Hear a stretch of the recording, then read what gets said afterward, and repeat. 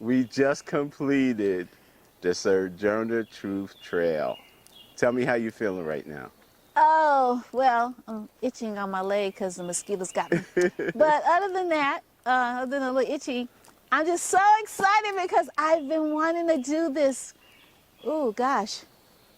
Let's see, this is the first day of the 6th month, and I wanted to do it last year. So it's been a minute, not a whole year, because the reason why I wanted to do the walk was because I was really sick last year, and I didn't know if I'd be here this year. And it was with, Sojourner Truth and her inspiration and her writing and the writing in the work of the 19th century black women. A lot of them scholars, some of them enslaved, or some of them free during the time of slavery, that really inspired me. And so I just wanted to just give gratitude, with my person.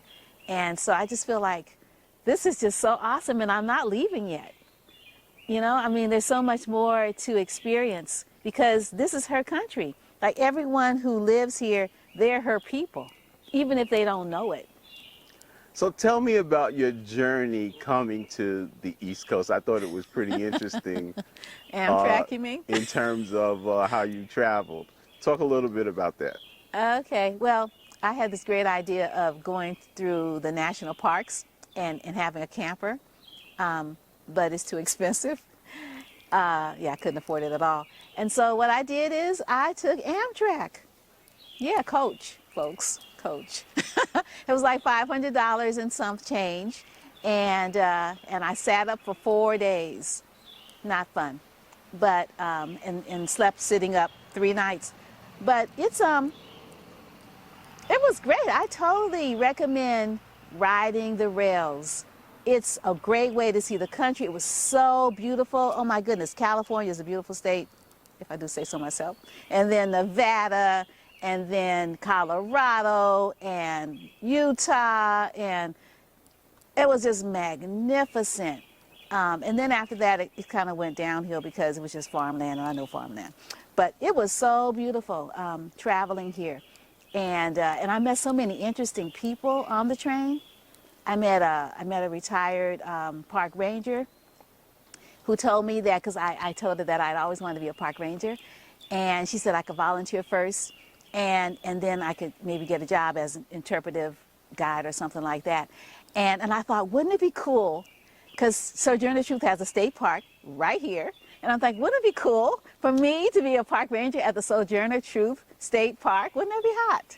So anyway, anybody listening who has any kind of pull, that's what I want to do next. I have to ask you your journey from New Orleans to California. Because, Isabel Wilkerson wrote a great book about Yes. the African-American migration. Yes. And I want you to tell me what you remember about the trip from New Orleans to California. I remember we caught Greyhound. Remember Greyhound? That's the bus. So I did the train here, and I took, when I was a baby, well, not a baby, but I was 3, we took the Greyhound.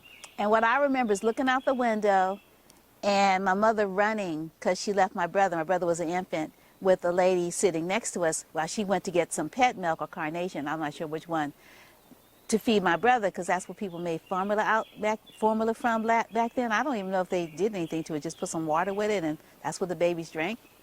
I think that's what happened. I don't know. So anyway, I was looking out the window, and the bus started up, and it was going. It was leaving. My mother was like running, and the lady on the bus that had my brother said, "You leaving these babies' mother back there?" And then he stopped, opened the door. My mother came in, got on the bus, and she was out of breath. And yeah, I almost lost my mama. I don't know what the city was, but that's what I remember about the trip. And I remember, how people talk about the good smells of the food. I remember the chicken. I remember the warmth of the bus. I don't remember being cold because the people were warm. We had our own kind of interior heat from our energy.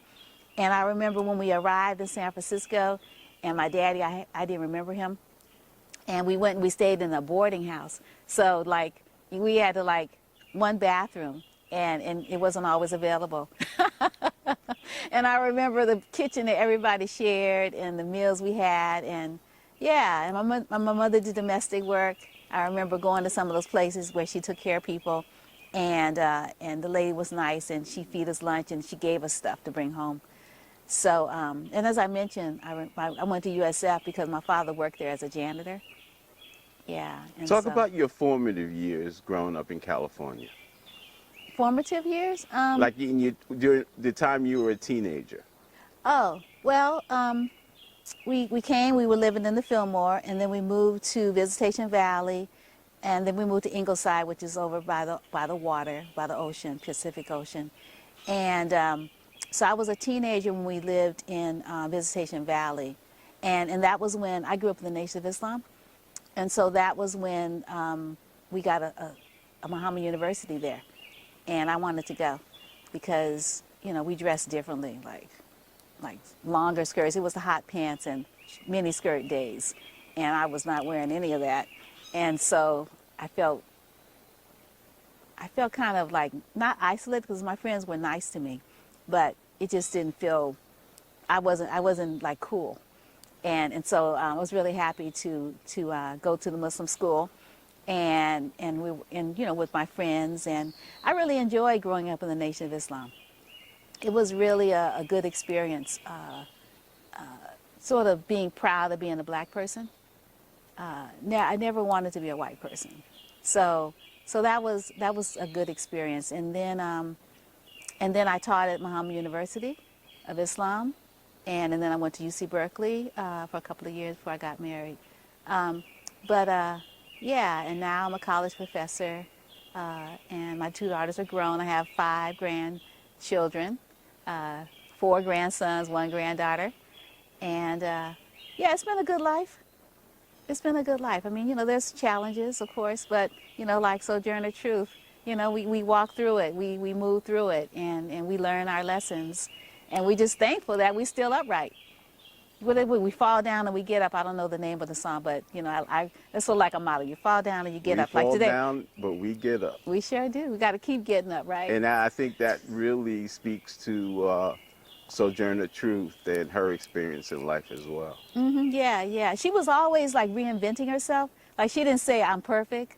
Like as we read her book and we read other scholarship about her, we learn that, she would like evaluate herself and her behavior and her thinking, and she was like, I mean, she was a free thinker, particularly when you think about her belief in the ancestors. She believed African people believe in the ancestors. She believed in the ancestors. She believed that when somebody dies, they're still in touch with us.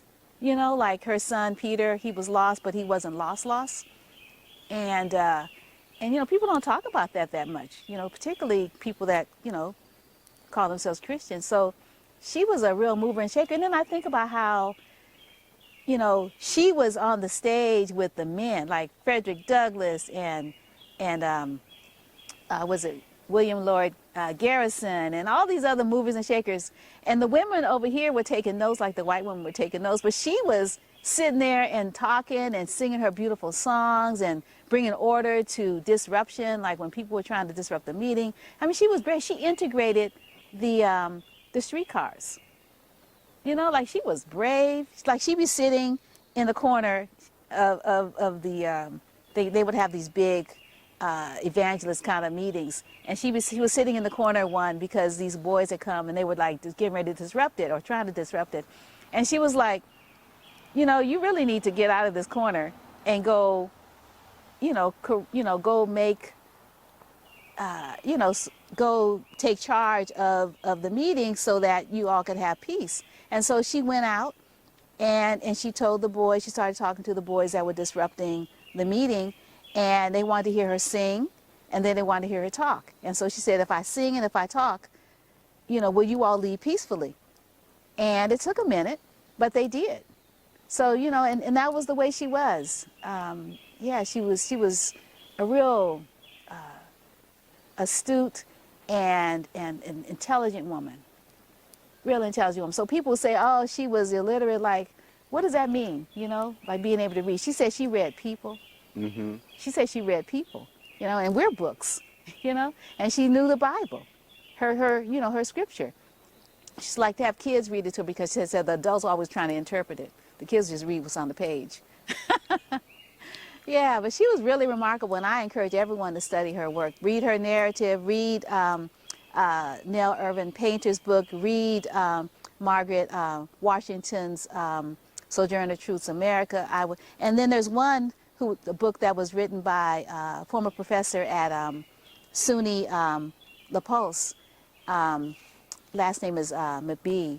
And what I like about that book is the chapters around her singing, because he has lyrics in there.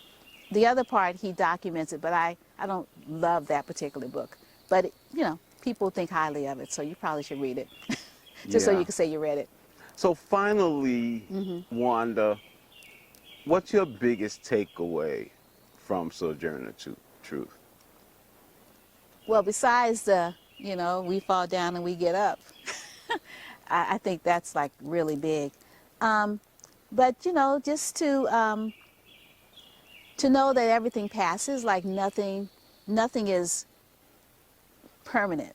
So, like you might have a struggle and you need to realize that it's just a moment. It's gonna pass. One way or the other, it's gonna pass. So instead of getting all caught up in the thing, you could refocus the energy in a positive way, knowing that sometimes you've already been through this before, and sometimes you haven't. But then we have people like Sojourner Truth, we have people that we admire that have been through something like this before. And so we can just let them be the example and, just know that it's gonna pass. Everything always passes. Like time is just moving, and so not getting caught up in the things that don't really matter. Like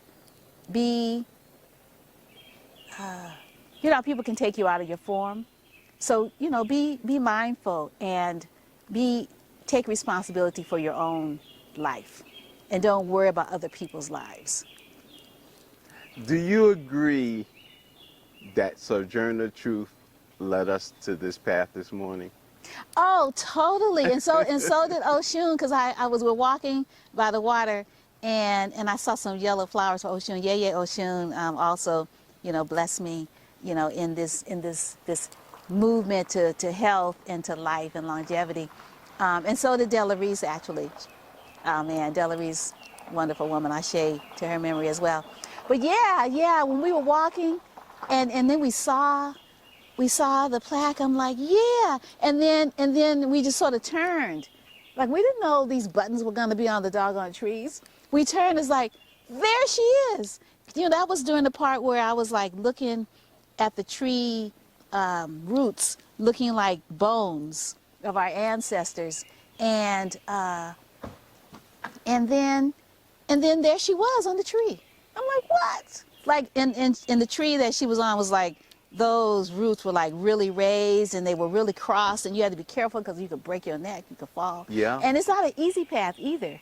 I mean, the way we were walking, like rocks, and it was hard. Like when we walked down the stairs, you have to be a giant to be able to fit in there. Yeah. And I slipped, and I almost slipped again. It was like this was a journey. But it yeah. really was a journey, Wanda, and I'm so happy that you invited me on this journey today. It's something I'll remember for the rest of my life. And I want to say, Wanda, thank you so very much for your time. It's a pleasure meeting you. It's been a pleasure hanging out with you. And it's just been a joy being with you on the Sojourner Truth Trail. And I want to say thank you so very much for your time. Oh, you're quite welcome.